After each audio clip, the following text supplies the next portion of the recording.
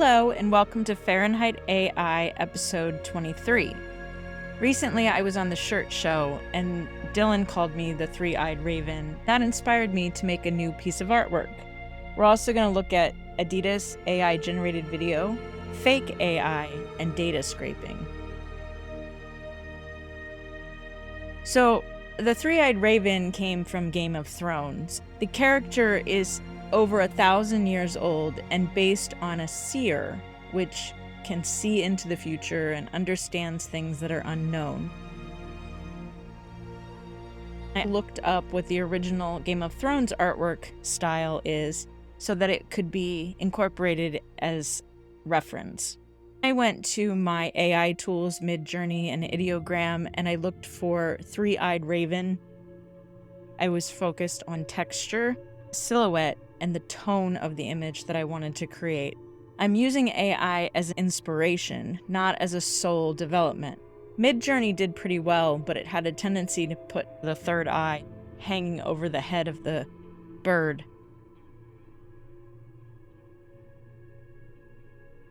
I did find some cool textures eventually that I collected. Then I started looking for the silhouette. I used a style tuner inside of MidJourney to expand my choices for tone, but I ended up letting the idea of tone go until the end. I thought that I could inspire the idea, but everything was very monochrome. I wanted something more colorful for a digital application.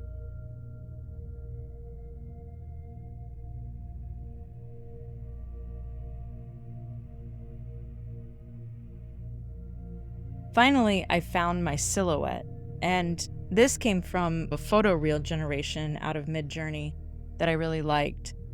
I used that along with my texture reference to start my build.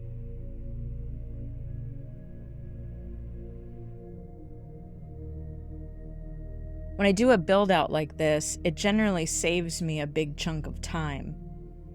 If this artwork would have taken me 40 hours to draw by hand, I used heavy AI generation in this particular artwork, and it took me about 40% of that time. Normally, I will use AI inspiration and some generative tools and keep drawing a large amount of it because I enjoy the process. In this case, I really wanted to experiment training the AI into what I thought it could generate. That means taking tiny little steps.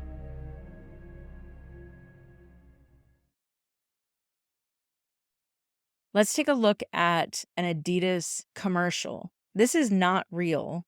This is a mock-up, but this could be, in the future, the kind of commercials that we will see.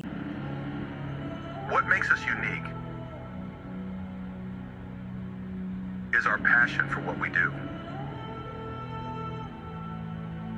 We walk with purpose in every step. Doesn't matter who you are. We all have the power to change the world. Every obstacle is a fresh start. Every fall teaches us something new. Together we break any limits, and we're ready for the challenge.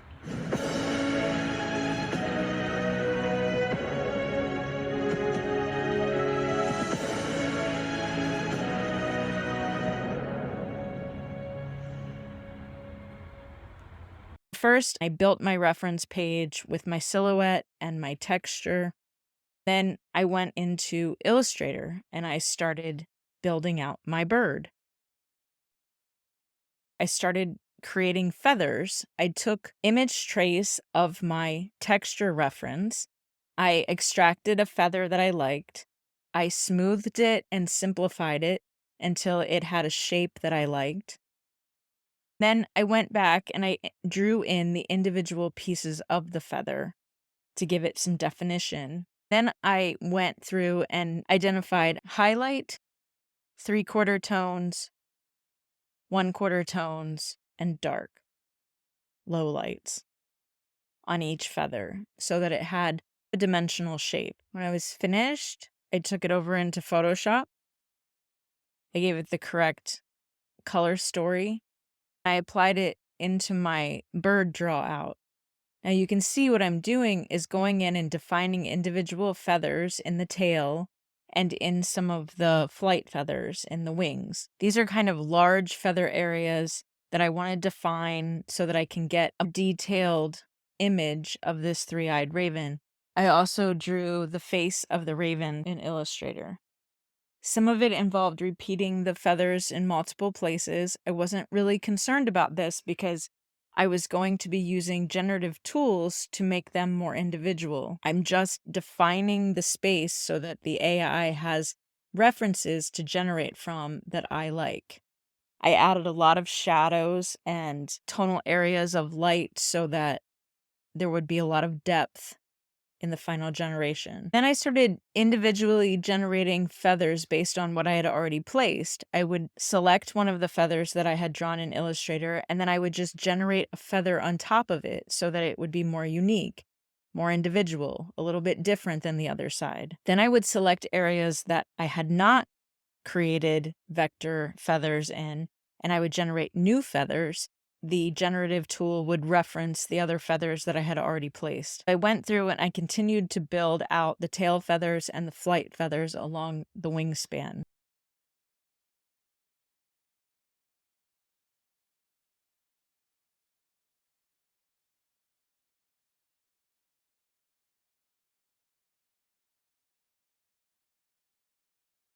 Donald Trump recently posted about Taylor Swift supporting him for president. These are AI-generated images, and this is not true.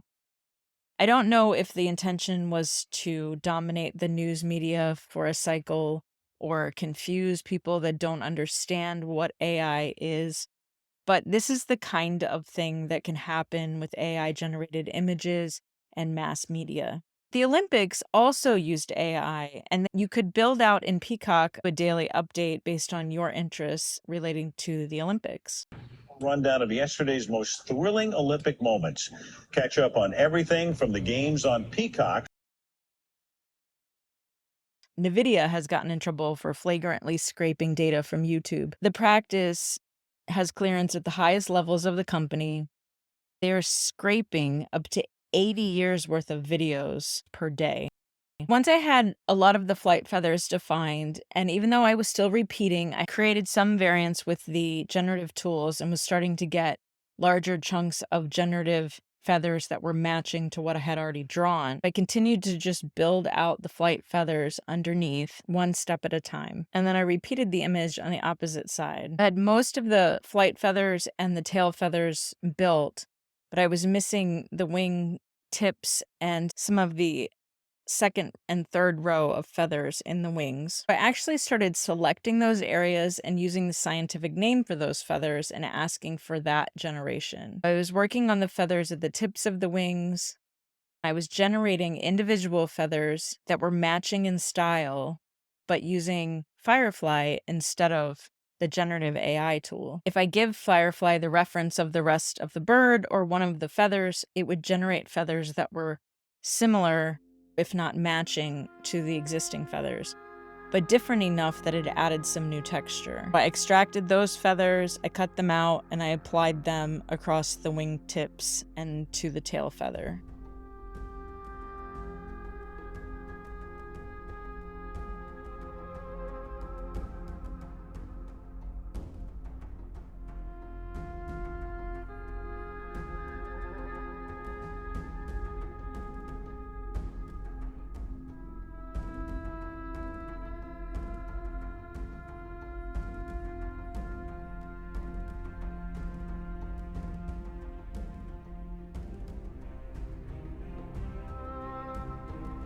Then I went back and made the selections for the second and third layer of feathers in the wings. I gave the generative tool the names of those feathers to help define that they were shorter and they were tucked behind these longer flight feathers. That helped the tool generate more accurately what I was looking for.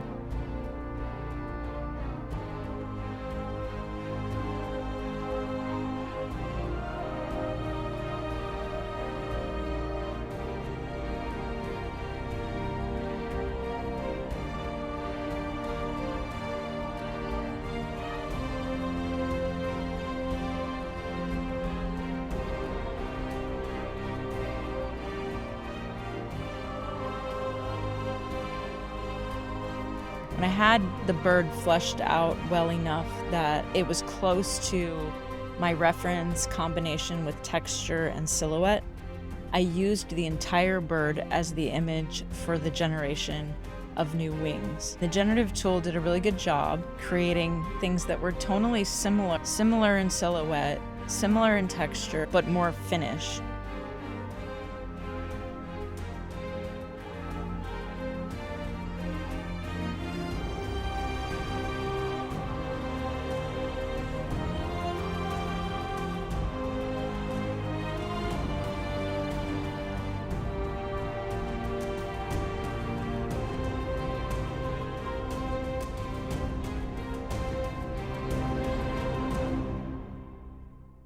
When I found a wing that I liked, I extracted it and I rebuilt my wings using that generation.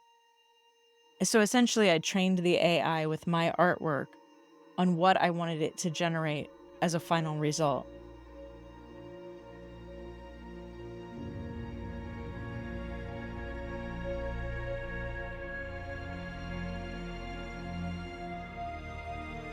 I did the same for the tail feathers, the beak,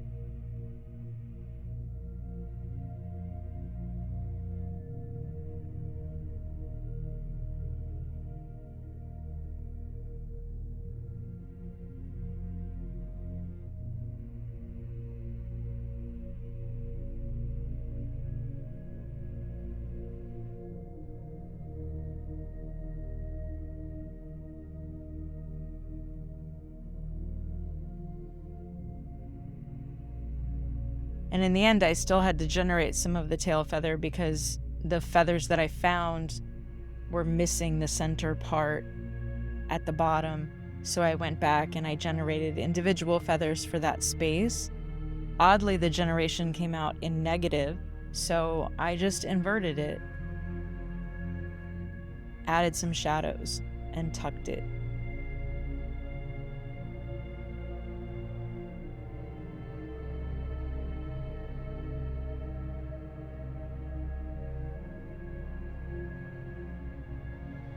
And the final result was better than I could imagine.